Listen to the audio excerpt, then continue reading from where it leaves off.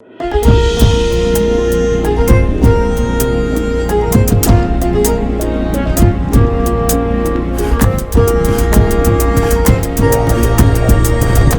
ጤና ይስጥልኝ ውድ የፈታ ዴሊ ተከታታዮቻችን፣ ይህ የዕለተ ሐሙስ የምሽት ጥንቅራችን ነው። ለእናንተ አዳዲስ መረጃዎች ይሰጣሉ ያልናቸውን ሀገራዊና ዓለም አቀፋዊ ዕለታዊ መረጃዎችን አሰባስበን በማጠናቀር ተገኝተናል። ቆይታችሁን ከእኛ ጋር እንድታደርጉ የቅድሚያ አክብሮታዊ ግብዣችን ነው። ወደ ዕለቱ ዝርዝር መረጃዎቻችን ከማለፋችን በፊት በቅድሚያ ዋና ዋናዎቹን እንጠቁማችሁ። ጥንቅራችን ህወሓት የፕሪቶሪያውን ስምምነት ቀሪ አድርጌያለሁ በማለት በደብረጽዮን ገብረ ሚካኤል የሚመራ መንግስት ካቋቋመ በኋላ ከፌዴራል መንግስቱ ጋር ከፍ ያለ ውጥረት ውስጥ በገባበት በአሁኑ ሰዓት በዛሬው ዕለት አንድ ልዑካን ቡድን ወደ መቀሌ ያመራ መሆኑን በተመለከተ የሚያደርሳችሁ መረጃ አለ። አደገኛ የሞት ቅጣት ህግ ድንጋጌዎች የተደረደሩበት ህግ እየመጣ ነው። ከህጉ አንቀጾች መካከል 7ቱ በሞት ያስቀጣሉ። ህጉ ከኢትዮጵያ ህገ መንግስትና ከአጠቃላይ የህግ አወጣጥ መርሆች ጋር የሚጣረስ ነውም እየተባለም ነው። ሰፋ ዘርዘር አድርገን ይዘነዋል። በተጨማሪም ኢቲኤች የሚል ዓለም አቀፋዊ ኮድ የያዘው አዲሱ የመኪኖች ሰሌዳ በመዲናው አዲስ አበባ ከሰኔ 4 ጀምሮ ተግባራዊ መደረግ መጀመሩን የፌዴራል ከፍተኛ ፍርድ ቤት በነ ክርስቲያን ታደለ የክስ መዝገብ ላይ ክሳቸውን ይከላከሉ ወይስ በነጻ ይሰናበቱ በሚለው ዙሪያ ያለውን የችሎት ውሎ በተመለከተ፣ እንደዚሁም ሳውዲ ታስረው ከነበሩ ኢትዮጵያውያን ጋር በተያያዘ ከሳውዲ መልካም ዜና መሰማቱን የተመለከቱ መረጃዎችንም አካተናል። ከውጭ የኢራን አሜሪካን ፍልሚያ ተከትሎ ያሉትን አዳዲስ መረጃዎችም ዳሰናል። እስከ ጥንቅራችን ፍጻሜ አብራችሁን ቆዩ። የምንለቃቸው ዕለታዊ ትኩስ ዜናዎች እንዲደርሷችሁ ላይክ፣ ሼር፣ ሰብስክራይብ ማድረግ እንዳትረሱ።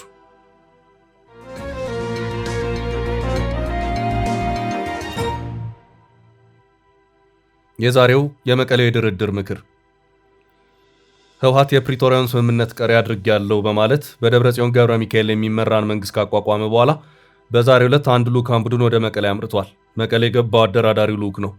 ልዑካን ቡድኑ ከ3 ዓመታት በፊት የተፈረመው የፕሪቶሪያው ስምምነት እንዲደረስ አይነተኛ ሚና ሲጫወቱ በነበሩት የቀድሞው የናይጄሪያ ፕሬዝዳንት ኦሉሴጉን ኦባሳንጆ የተመራ ነው። ኦሉሴጉን ኦባሳንጆ ከጥቅምት 2013 እስከ ጥቅምት 2015 የተካሄደው ደም አፋሳሽ ጦርነት ግጭት በማቆም ስምምነቱ እንዲገታ የአፍሪካ ህብረትን አደራዳሪነት መርተዋል። ህወሓት የፕሪቶሪያውን ስምምነት ቀሪ በማድረግ የራሴን መንገድ እከተላለሁ በማለት አቋሙን ካሳወቀ በኋላ የፕሪቶሪያው ስምምነት አደራዳሪ ወደ መቀሌ ሲያመሩ ይህ የመጀመሪያቸው ነው። የአፍሪካ ህብረት የቀንዱ ልዩ ልዑክ የሆኑት ኦሉሴጉን ኦባሳንጆ በዛሬው ዕለት ወደ መቀሌ ካመሩ በኋላ ከደብረጽዮን ገብረ ሚካኤል ጋር ተወያይተዋል። እድሜያቸው በእጅጉ የገፋውና 90 ዓመታቸውን ሊደፍኑ ወራት ብቻ የቀራቸው ኦባሳንጆ በአፍሪካ ህብረት በኩል የፌዴራሉ መንግስትና ህወሓትን የፕሪቶሪያውን ስምምነት ከማፈራረም ባለፈም የስምምነቱን አፈጻጸምም የመከታተል ኃላፊነት አለባቸው። ኃላፊነቱ በእሳቸው ላይ ብቻ የተጣለ ሳይሆን በህብረቱ ውክልና የተሰጣቸው ወታደራዊ ባለሙያዎች ጭምር ናቸው። የትግራይ ክልል ፕሬዝዳንት ጽህፈት ቤት ደብረጽዮን ገብረ ሚካኤል ኦባሳንጆና አብረዋቸው ከተጓዙ ልዑካን ጋር ተገናኝተው መነጋገራቸውን በፌስቡክ ፎቶግራፎች አስደግፈው ባሰራጨው መልእክት አስታውቋል። ከስምምነቱ አፈጻጸም አንጻር በህወሓትና በፌዴራሉ መንግስት መካከል የእርስ በርስ መካሰሶች ሲሰሙ የቆዩ ሲሆን ህወሓት በፕሪቶሪያው ስምምነት መሰረት የተቋቋመውን የትግራይ ጊዜያዊ አስተዳደር ማፍረሱ ደግሞ መካረሩን የበለጠ አጋግሎታል። እስካሁን ባለው ሁኔታ በዚህ ጉዳይ ፌዴራሉ መንግስት ያለው ምንም ነገር ባይኖርም በርካቶች ግን ዳግም ጦርነት ሊቀሰቀስ ይችላል የሚለውን ስጋታቸውን በመግለጽ ላይ ናቸው። ኦሉሴጉን ኦባሳንጆ ለአፍሪካ ቀንድ ሰላምና መረጋጋት የአፍሪካ ህብረትን ጥረት እንዲደግፉ በህብረቱ ኮሚሽን ሊቀመንበር መሐሙድ አሊ ዩሱፍ ዳግም የተሾሙት ከአንድ ወር በፊት እንደነበረ የሚታወስ ነው። በፌዴራል መንግስቱና በህወሓት መካከል ውጥረቱ ከፍ ባለበት በዚህ ወቅት የፕሪቶሪያውን ስምምነት ያፈራረመው የአፍሪካ ህብረት በቀጣይ የሰሜን ኢትዮጵያ አጠቃላይ ሂደቶች ላይ ውይይቶችን ማድረግ ጀምሬያለሁ ሲል ከዚህ ቀደም ያስታወቀ መሆኑ አይዘነጋም። ከቀናት በፊት የህብረቱ የፖለቲካ ጉዳዮች ሰላምና ጸጥታ ክፍል ከዚሁ ጋር በተያያዘ በኤክስ ገጹ ባጋራው መልእክቱ ውይይቱ የተካሄደው በህብረቱና ጉዳዩን በቅርበት በሚከታተሉት አጋሮቹ ጋር ነው። በዚህም ከኦስትሪያና ዩኬ ተወካዮች ጋር ውይይቶች የተደረጉ መሆኑን ያመለከተው የህብረቱ ንዑስ ክፍል የውይይቱ ዋነኛ ጭብጥም በሰሜን ኢትዮጵያ ሰላም በሚሰፍንበት ዙሪያ በሚኖረው እገዛ ላይ ትኩረቱን ያደረገ መሆኑንም አክሏል። የቀድሞ ተዋጊዎች በትጥቅ መፍታትና መልሶ ማቋቋም ወይም ዲዲአር ዙሪያ ያለውን ሁኔታ በተመለከተ ጭምር ውይይት መደረጉን ያከለው መረጃው በቀድሞ የናይጄሪያ ፕሬዝዳንት ኦሉሴጉን ኦባሳንጆ ሲመራ የነበረው የአፍሪካ ህብረት የሽምግልና በቀጣይም በሚቀጥልበት ዙሪያ ላይ ውይይት የተደረገ መሆኑን የሚያመላክት መሆኑን የሚታወስ ሲሆን የአሁኑ የኦባሳንጆ ጉዞም ከዚሁ ጋር የተያያዘ ነው።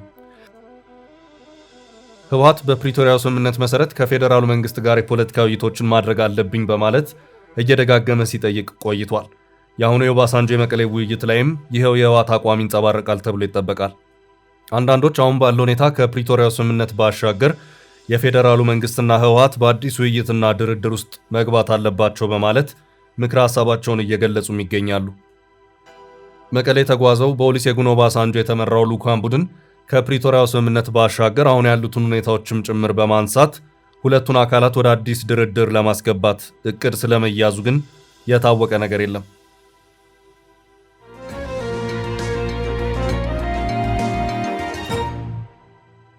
በቀጣይ መረጃ አደገኛ የሞት ቅጣት ህግ ተዘጋጀ። 7 በሞት ሊያስቀጡ የሚችሉ ድንጋጌዎችን ያካተተ ህግ እየመጣ ነው።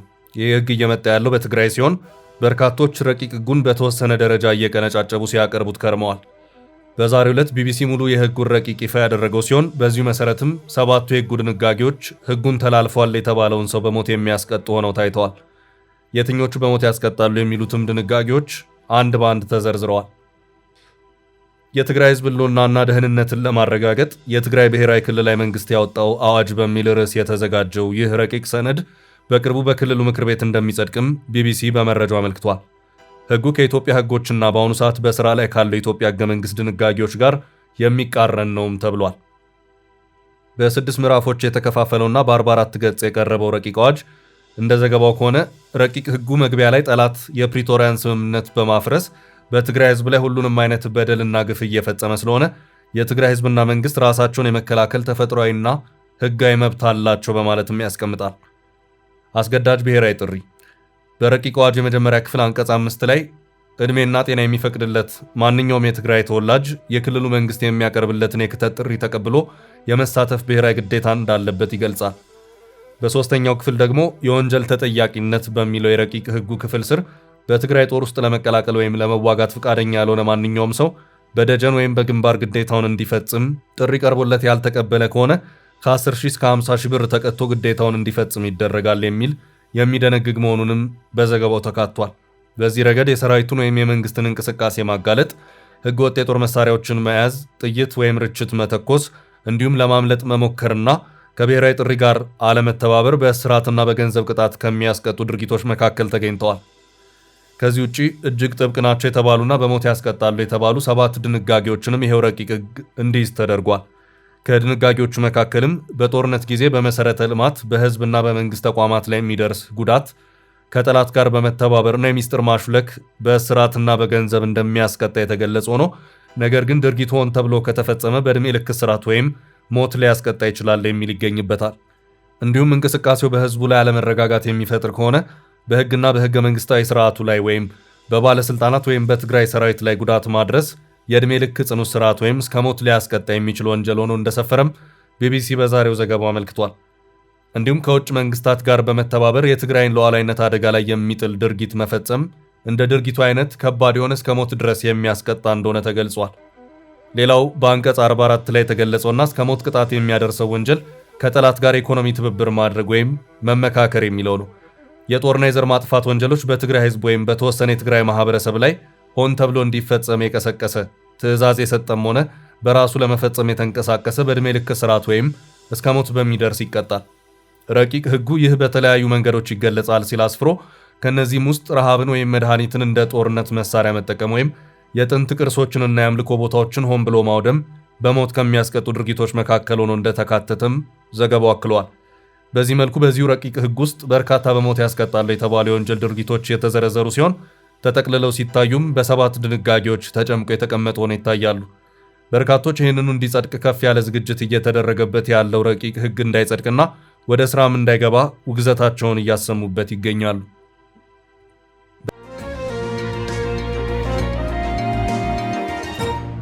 በቀጣይ ርዕስ በእነ ክርስቲያን ታደለ ጉዳይ ችሎት ሳይወስን ቀረ። የፌዴራል ከፍተኛ ፍርድ ቤት በእነ ክርስቲያን ታደለ የክስ መዝገብ ላይ ክሳቸውን ይከላከሉ ወይስ በነጻ ይሰናበቱ የሚለውን ዋና ብይን ለመስጠት መደበኛ ቀጠሮ ለመቁረጥ ፈቃደኛ ሳይሆን መቅረቱን የተከሳሾቹ ጠበቃ ሰለሞን ገዛኸኝ መናገራቸውን የአዲስ ማለዳ ዘገባ አመለከተ። ፍርድ ቤቱ ለብይኑ መደበኛ ቀን ባይቆርጥም ተከሳሾቹ በማረሚያ ቤት እየተፈጸመብን ነው ስላሉት የሰብአዊ መብት ጥሰት ግን የማረሚያ ቤቱ ኃላፊ ማብራሪያ ይዘው እንዲቀርቡ ለሰኔ 16 ቀን 2018 ዓ.ም ተለዋጭ ቀጠሮ መስጠቱን ጠበቃው ገልጸዋል። ጠበቃ ሰለሞን ሰኔ 3 ቀን 2018 ዓ.ም ስለነበረው የችሎት ውሎ እንደተናገሩት ተከሳሾቹ ፍርድ ቤቱ ለብይኑ ለምንድነው ቀጠሮ የማይሰጠን ሲሉ ላቀረቡት ጥያቄ ችሎቱ ሲመልስ ጉዳዩ ሊያልቅ የተወሰነ ነገር ስለሆነ የቀረው ይሄ ነው የሚባል ቀን አልወሰንም ማለቱን ገልጸዋል።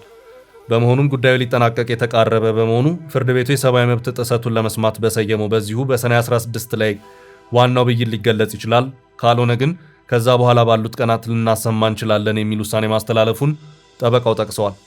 በዕለቱ ተከሳሾቹ ጉዳዩን የሚከታተሉ የሚዲያ አካላትና ቤተሰቦቻችን ቀኑን ቀድሞ ማወቅና መስማት ስላለባቸው መደበኛ ቀጠሮ ሊሰጠን ይገባል የሚል ጠንከር ያለ ጥያቄ ቢያነሱም ችሎቱ ግን ተጨማሪ ቀጠሮ ለመስጠት ፍቃደኛ ሳይሆን በሰኔ 16 ወይም ከዚያ በኋላ ብይኑን እናሰማለን በማለት የዕለቱን ችሎት ማጠናቀቁን ጠበቃ ሰለሞን ገዛኸኝ ለዜና ምንጩ ገልጸዋል።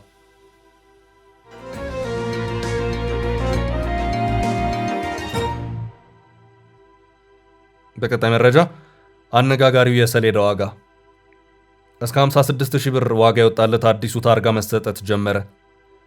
የአዲስ አበባ ከተማ አስተዳደር አሽከርካሪና ተሽከርካሪ ፍቃድና ቁጥጥር ባለስልጣን አዲስ የተሽከርካሪ ሰሌዳ ከዛሬ ጀምሮ መስጠት የጀመረ መሆኑን ይፋ አደረገ። ታዲያ ለአዲሱ ታርጋ የወጣው ዋጋ እያነጋገረ ይገኛል። በተለይ ለነዳጅ ተሽከርካሪዎች የሚሰጠው ሰሌዳ ዋጋ እስከ በጥቅሉ 56000 ብር የሚያስወጣ መሆኑን የተነገረው ባለስልጣኑ ይህ የወጣው ዋጋ አዲሱ የቴክኖሎጂ ሰሌዳ የሚሰጠውን የረጅም ጊዜ አስተማማኝ ጥቅም ከግምት ውስጥ ያስገባ ነው ሲል በዛሬው መግለጫው አስታውቋል። አዲሱ የሰሌዳ አሰጣጥ አገልግሎት በዛሬው ዕለት በባለስልጣኑ 11 ቅርንጫፍ ጽህፈት ቤቶች በይፋ የተጀመረ ሲሆን በቅድሚያ ሰሌዳ ለማውጣት ተመዝግበው በመጠባበቅ ላይ ለሚገኙ ከ1000 በላይ ደንበኞች እየተሰጠ እንደሚገኝ ታውቋል። በቀጣይም የትራንስፖርትና ሎጂስቲክስ ሚኒስቴር በሚያወጣው የጊዜ ሰሌዳ መሰረት ሌሎች ተሽከርካሪዎችም ደረጃ በደረጃ አዲሱን ሰሌዳ እንዲወስዱ ይደረጋልም ተብሏል። ይህ አዲስ ሰሌዳ ከተሽከርካሪዎች ጋር ተያይዞ የሚስተዋሉ የደህንነትና የስርቆት ችግሮችን በዘላቂነት ለመፍታት እንዲያስችል ተደርጎ ከዘመናዊ ቴክኖሎጂ ጋር የተሳሰረ መሆኑ ተገልጿል። አሁን ላይ በስራ ላይ የዋለው ሰሌዳ ከቻይና ተመርቶ የገባ ቢሆንም ለአመራረት ቀላል በመሆኑ በቀጣይ በሀገር ውስጥ ተመርቶ ተደራሽ ለማድረግ መታቀዱም ተመልክቷል። ኢቲኤች የሚል ዓለም አቀፋዊ ኮድ ያለው ይህ አዲሱ ሰሌዳ በመዲናው አዲስ አበባ ሰሌዳ ለመውሰድ ተመዝግበው እየተጠባበቁ ባሉ አዲስ ተሽከርካሪዎች ከሰኔ 4 ጀምሮ ተግባራዊ መደረግ መጀመሩ ነው ባለስልጣኑ ያስታወቀው። አዲሱ ሰሌዳ ፎርጂድ የማይሰራ የሀብት ብክነትን የሚቀንስ ለሕግ ማስከበር የሚመች ስርቆትንና ሕገወጥ ዝውውርን ለመከላከል የሚረዳ መሆኑ በመግለጫው ተገልጿል። አዲሱ ሰሌዳ ተሽከርካሪው እስኪወገድ ድረስ የሚያገለግል መሆኑን የገለጸው ባለስልጣኑ ከ800 ሺህ በላይ ተሽከርካሪዎች መኖራቸውንና ሰሌዳው ተወስዶ መቼ ይጠናቀቃል የሚለው በሚኒስቴር መስሪያ ቤቱ የሚወሰን መሆኑን ገልጿል። ከመግለጫው በፊት የተለቀቀ አንድ ሰነድ የዋጋ ዝርዝሩ ይፋ ያደረገ ሲሆን በነዳጅ የሚሰሩ መኪኖች 56000 ብር፣ በኤሌክትሪክና በተፈጥሮ ጋዝ የሚሰሩ 44500 ብር ሲሆን ለድንበር ተሻጋሪ የጭነት ትራንስፖርት ተሽከርካሪዎች ደግሞ በነዳጅ የሚሰሩ ከሆነ 28500 ብር፣ በኤሌክትሪክና በተፈጥሮ ጋዝ የሚሰሩ ከሆነ 15200 ብር ዋጋ አስቀምጧል። ለህዝብ ታክሲ ትራንስፖርት ተሽከርካሪዎች ደግሞ በነዳጅ የሚሰሩ ከሆነ 11700 ብር፣ በኤሌክትሪክና በተፈጥሮ ጋዝ የሚሰሩ ከሆነ ደግሞ 9400 ብር ዋጋ ሲጠይቅ ለከተማና የሀገር አቋራጭ አውቶቡስ፣ ለመንግስት፣ ለአካል ጉዳተኛ ፒዲ እና ለባለ 3 እግር ባጃጅ ተሽከርካሪዎች ዋጋ የወጣ ሲሆን በነዳጅ ለሚሰሩ 9400 ብር፣ ለኤሌክትሪክና የተፈጥሮ ጋዝ የሚሰሩ 7100 ብር ሆኗል። ለባለ 2 እግር ሞተር ሳይክል ተሽከርካሪዎች ሰሌዳውን ለመቀየር በነዳጅ ለሚሰሩ 4700 ብር፣ በኤሌክትሪክና በተፈጥሮ ጋዝ የሚሰሩ ከሆነ 3550 ብር መሆኑን ሰነዱ ያመለክታል።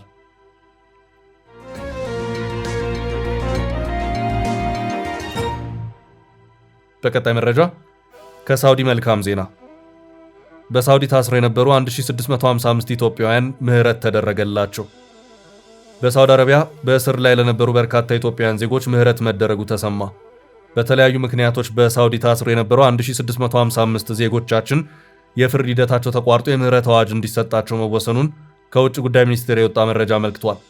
ለኢትዮጵያውያኑ ምህረት የተደረገው ሚኒስቴሩ በሪያድ የኢትዮጵያ ኤምባሲና በጅዳ የሚገኘውን ቆንጽላ ጽሕፈት ቤት በማስተባበር ባደረገው የዲፕሎማሲ ጥረት መሆኑን ገልጿል። ይህ ውጤት መንግስት በውጭ ግንኙነቱ ለዜጋ ተኮር ዲፕሎማሲው በሰጠው ትኩረት የተገኘ መሆኑንም ሚኒስቴሩ አመልክቷል። የሳውዲ አረቢያ ሀገር ውስጥ ጉዳይ ሚኒስትር ደግሞ ሰኔ 1 ቀን 2 እንዲሁም ሰኔ 3 ቀን 2018 ዓ.ም 2 በድምሩ 4 ኢትዮጵያውያን በስቅላት መገደላቸውን አስታውቋል። የሞት ቅጣቶች የተፈጸሙት ሰኔ 1 2018 ዓ.ም በናጅራን ግዛት እንዲሁም ሰኔ 3 2018 ዓ.ም ደግሞ በአሲር ግዛት መሆኑን ሚኒስቴሩ በመግለጫው አመልክቷል። የሳውዲ ሀገር ውስጥ ጉዳይ ሚኒስቴር በተለያየ ጊዜ ሞት ቅጣት የተፈጸመባቸው ኢትዮጵያውያንን በሚመለከት ባወጣው መግለጫ ላይ የሃይማኖት መልእክቶችንና የሸሪያ ሕግን በመጥቀስ የሟቾችን ስም በስም ዘርዝሯል። አራቱም ኢትዮጵያውያን በሞት የተቀጡት ወደ ሳውዲ አረቢያ ሐሺሽ ይዘው በመግባታቸው መሆኑ በመግለጫው ላይ ተጠቅሷል። ይህ የተሰማው በሳምንቱ በሳውዲ አረቢያ በሚገኝ አንድ እስር ቤት ውስጥ 65 ኢትዮጵያውያን ስደተኞች በጅምላ መረሸናቸውን የሚናገር መረጃ በወጣበት ወቅት ነው። ግድያ የተፈጸመው በሀገሪቱ ደቡብ ምዕራብ አስር ክልል ውስጥ በሚገኘው የካሚስ ሙሻይት ማደሪያ ተቋም ብሎክ 5 በተባለው ክፍል ውስጥ መሆኑን የቀድሞ የትግራይ ወጣቶች ጉዳይ ቢሮ ኃላፊ ሃይሽ ሱባጋዲስ በማህበራዊ ገጻቸው መግለጻቸውን መዘገባችን ይታወሳል።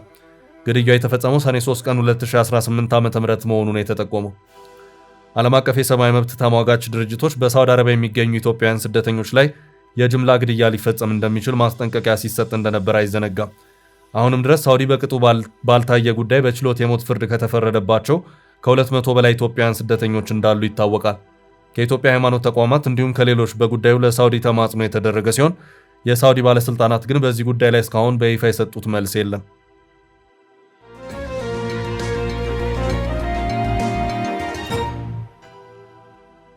በቀጣይ ርዕስ ኢራን ሆርሙዝን ሙሉ በሙሉ ዘጋች። በሳምንቱ የመካከለኛው ምስራቅ ግጭት ግለቱ እየተፋፋመ ይገኛል። በሳምንቱ አሜሪካ ለሶስተኛ ቀን በኢራን ላይ ጥቃት መፈጸሟን ተከትሎ የኢራን ጦር ኃይል ማዕከላዊ እዝ ዓለምን የበለጠ ውጥረት ውስጥ የሚከት ውሳኔ ወስኗል። ጦሩ የሆርሙዝ ወሽመጥ ሙሉ ላልተወሰነ ጊዜ መዝጋቱን ነው ይፋ ያደረገው። በሰርጡ ነዳጅ ጫኝና የንግድ መርከቦችን ጨምሮ ለሁሉም የባህር ላይ እንቅስቃሴ ዝግ ተደርጓል ሲል አስታውቋል። ባለፉት ቀናት አሜሪካና ኢራን ጥቃት ሲፈጽሙ የቆዩ ሲሆን አሜሪካ በኢራን ውስጥ የሚገኙ ኢላማዎችን ስትመታ፣ ኢራን ባጸፋው በፋርስ ባህረ ሰላጤ ሀገራት ውስጥ በሚገኙ የአሜሪካ ጦር ሰፈሮችና በእስራኤል ላይ ጥቃት ፈጽማለች። በሳምንቱ ረቡዕ ሌሊት በአሜሪካ የተፈጸመውን ጥቃት ተከትሎ ኢራን የሆርሙዝ ወሽመጥን መዝጋቷን የገለጸች ሲሆን ይህንን ተከትሎ አብዮታዊ ዘቡ በህገወጥ መንገድ ለማለፍ ሞክረዋል ያላቸውን 2 መርከቦችን መምታቱን አስታውቋል። የኢራን ወታደራዊ ማዘዣ የሆነው ኻታም አል-አንቢያ በሰጠው መረጃ በቀጠናው ባለው አለመረጋጋት ምክንያት የሆርሙዝ ወሽመጥ ለሁሉም መርከቦች ተዘግቷል ያለ ሲሆን ለማለፍ የሚሞክሩ መርከቦች ላይ እርምጃ እንደሚወሰድ አስጠንቅቋል። የወሳኙ የባህር መተላለፊያ መዘጋት ለወራት ጋብ ብሎ የነበረው የአሜሪካና ኢራን ጦርነት እየተባባሰ መሆኑን የሚያመለክት ነው። ከፍተኛ መጠን ያለው የዓለም ነዳጅ ፍጆታ የሚተላለፍበት ወሽመጥ በመዘጋቱ የነዳጅ ዋጋ ላይ ጭማሪ ተከስቷል።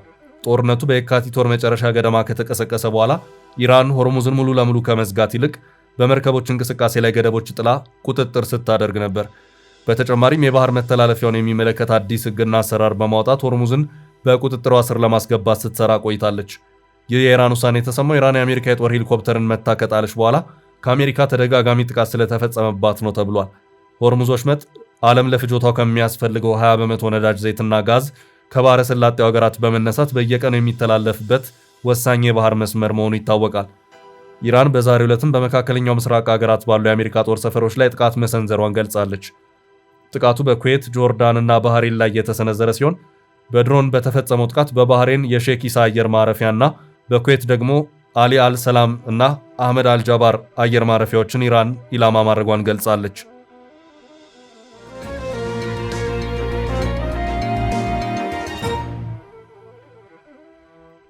በቀጣይ ርዕስ ቴድሮስ አድሃኖም ወደ አሜሪካን እንዳይገባ ስለተከለከለው ዳኛ ተቃውሞ አሰሙ።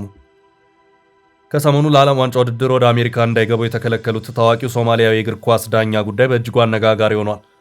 ዓለም አቀፍ ተቋማትና ታዋቂ ሰዎች እስከ ታጣቂ ቡድን አልሸባብ ሳይቀር ስለ ዳኛው ጉዳይ አሜሪካ ላይ ወቀሳ አቅርበዋል። ወደ አሜሪካ መግባት የተከለከሉት ዳኛ በትላንትናው ዕለት ወደ አገራቸው ሶማሊያ የገቡ ሲሆን የጀግና ደማቅ አቀባበል ተደርጎላቸዋል። ዳኛው ሞቃዲሾ ሲደርሱ በበርካታ ደጋፊዎቻቸውና በባለስልጣናት ደማቅ አቀባበል አድርገውላቸዋል።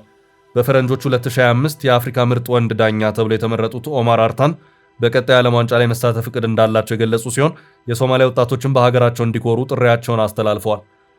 በዳኛው መከልከል ጉዳይ የዓለም ጤና ተቋም ዳይሬክተር ዶክተር ቴድሮስ አድሃኖም በይፋ ቅሬታ ካሰሙት መካከል ሆነዋል። ዳይሬክተሩ ማክሰኞ ዕለት ጉዳዩን አስመልክተው በሰጡት ቃል የሶማሊያው ዳኛ ወደ አሜሪካ እንዳይገባ መደረጉ እንዳሳዘናቸው ገልጸዋል። ኦማር አርታን ለዓለም ዋንጫ ብቻ አይደለም ታሪክ የሰራው ለሀገሩም የመጀመሪያ ዓለም አቀፍ ዳኛ በመሆን አኩሪ ተግባር ፈጽሟል። የሚገባህን እንድታጣ ስለተደረግ አዝኛለሁ ብለዋል። ዶክተር ቴድሮስ ዳኛው በሌሎች ዓለም አቀፍ ጨዋታዎች ላይ በዳኝነት እንደሚቀጥል፣ ሙያዊ ጉዞ በዚህ እንደማይሰናከል ያላቸውን ተስፋም ገልጸዋል።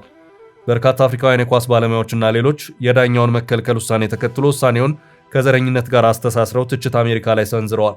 በሶማሊያ የአልቃይዳ ክንፍ የሆነው አልሸባብም ይፋዊ መግለጫ ያወጣ ሲሆን ይህ በተደጋጋሚ አሜሪካ በሶማሊያና በዜጎቿ ላይ የምትፈጽመው በደል አካል ነው ብሏል። ለዛሬ ያዝንላችሁን ርዕሰ ጉዳዮች እዚህ ላይ ቋጨን። ላይክ፣ ሼር እና ኮሜንት በማድረግ ለቻናላችን ድጋፋችሁን መግለጽ እንዳትዘነጉ እያልን ከሌሎች መረጃዎች ጋር ደግመን እስክንገናኝ ቸር ያሰማን ስንል ተሰናበትን።